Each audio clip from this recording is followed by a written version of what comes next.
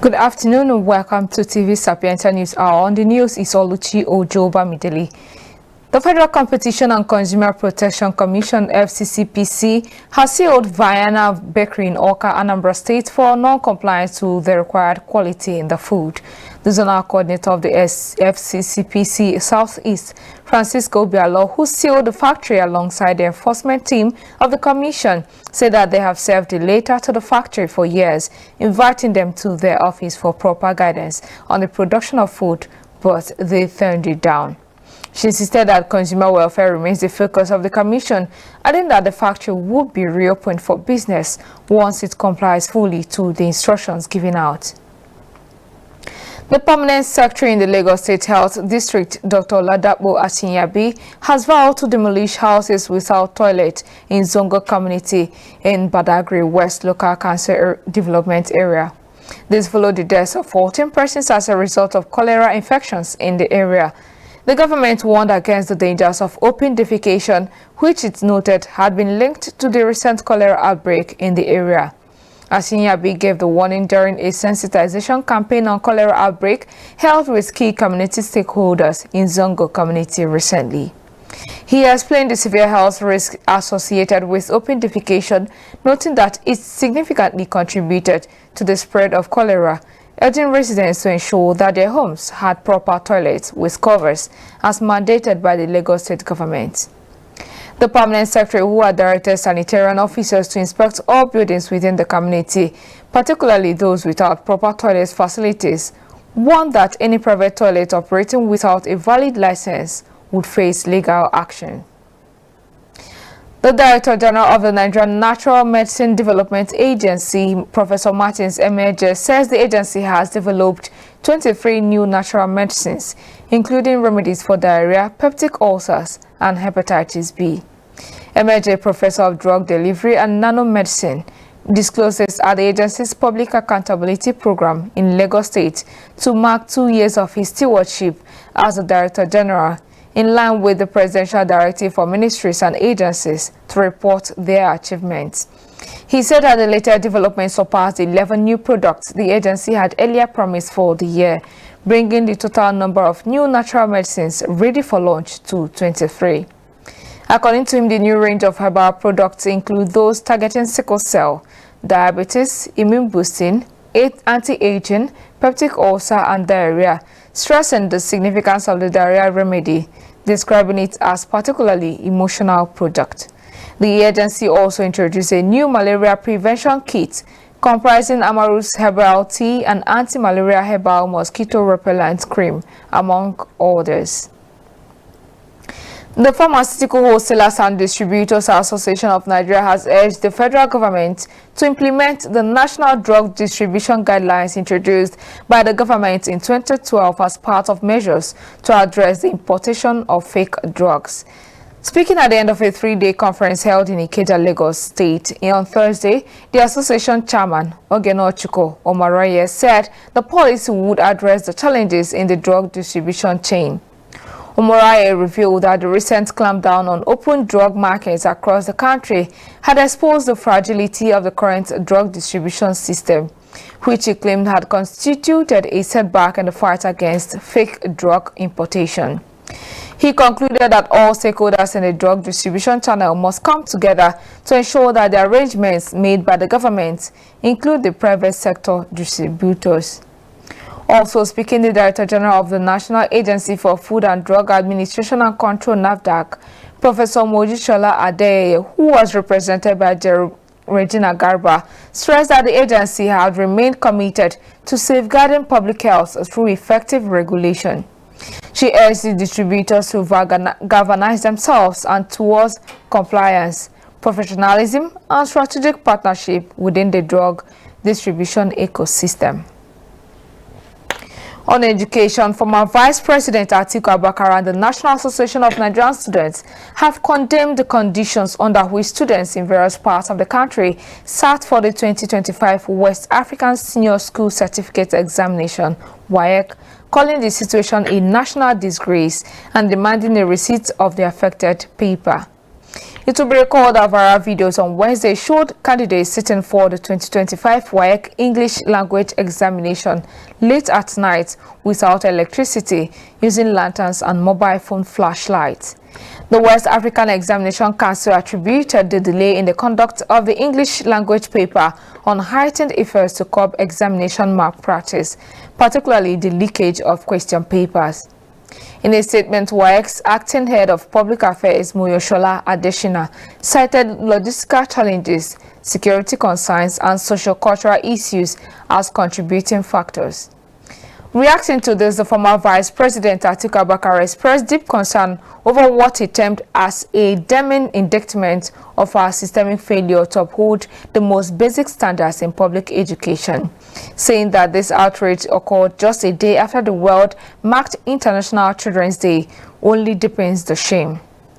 Atiku demanded the retake of the affected examination paper in all affected centers, warning that anything less would be a grave injustice to the students whose futures hang in the balance. Also, the National Association of Nigerian Students, NANS, condemned WAEC for the delay, calling the shift of the exam from 4 p.m. to 7 p.m. insensitive and a gross disregard for the safety and well-being of candidates, especially in rural areas. In a statement jointly signed by the NANS Zonal D Coordinator, Owolewa Taiwo, and General Secretary Oluwole Olotunde, the students' body also criticized WAEC's internal security lapses, arguing that students should not be made to suffer for the body's failure to prevent examination malpractices.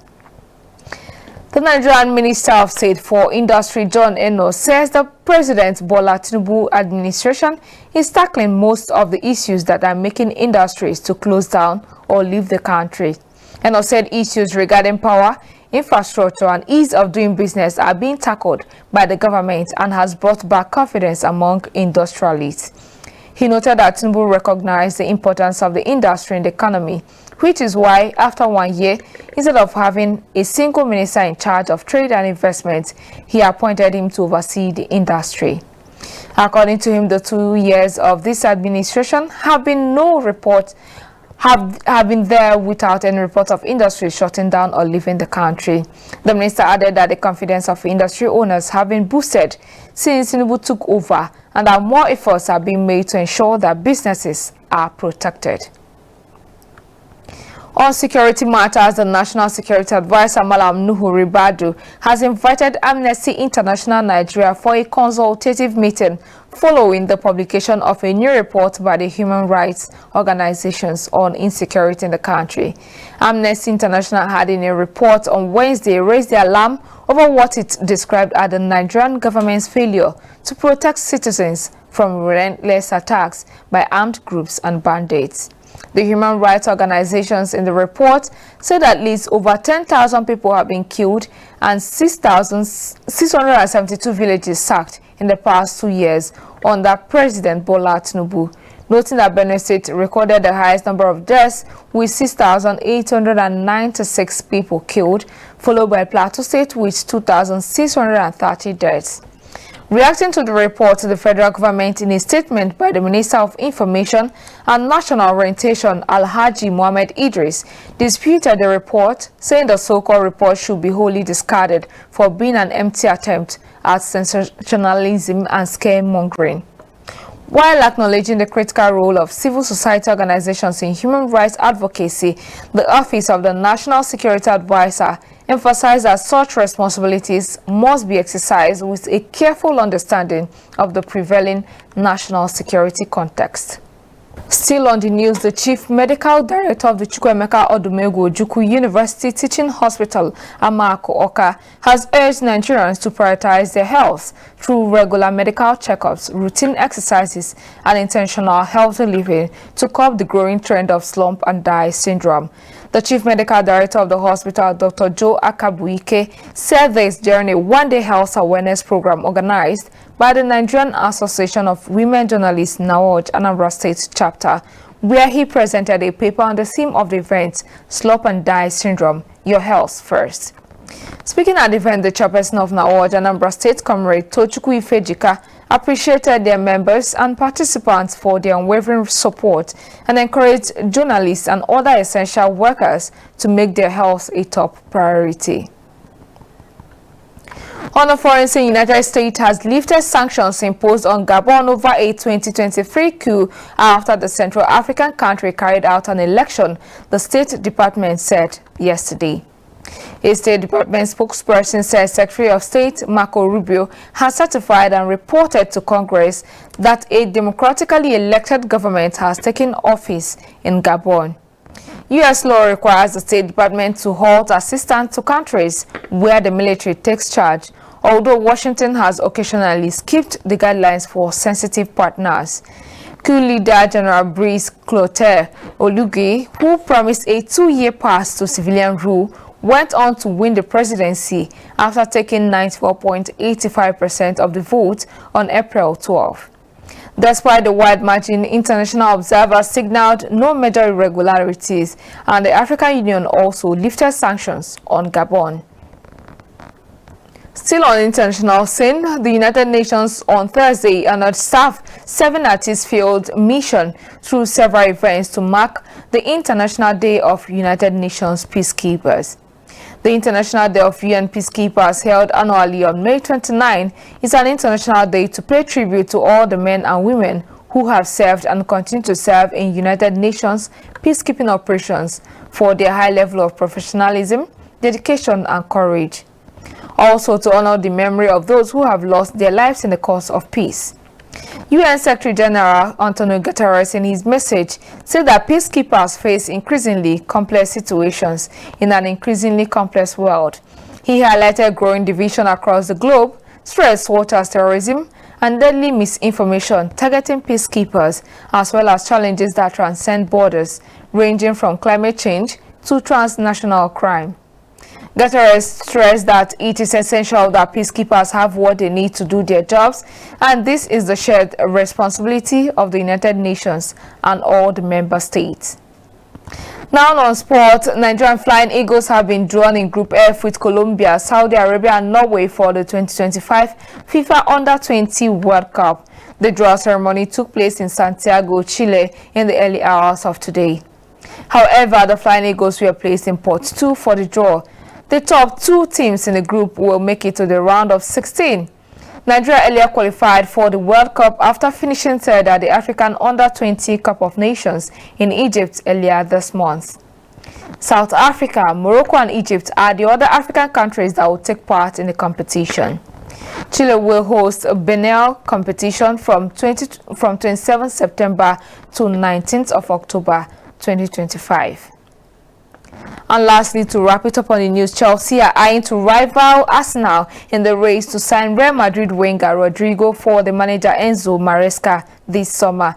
This is coming after Chelsea reached a deal to sign Liam Delap for Ipswich Town. Rodrigo's future with Real Madrid remains unclear, with reports in Spain claiming the 24-year-old has grown unhappy with his role at the Spanish La Liga giants. The former Santos player could still leave Santiago Bernabeu this summer. Rodrigo is still awaiting talks with the club's new manager Xabi Alonso to discuss his role in the squad going forward. The Brazilian international could be available for 67 million euros this summer transfer window. Rodrigo has several clubs interested in him for the Premier League, especially Chelsea and Arsenal. And to end the news, here are the major headlines. The National Security Advisor Malam Nuhu Ribadu has invited Amnesty International Nigeria for consultative meeting following the publication of a new report by the human rights organizations on insecurity in the country.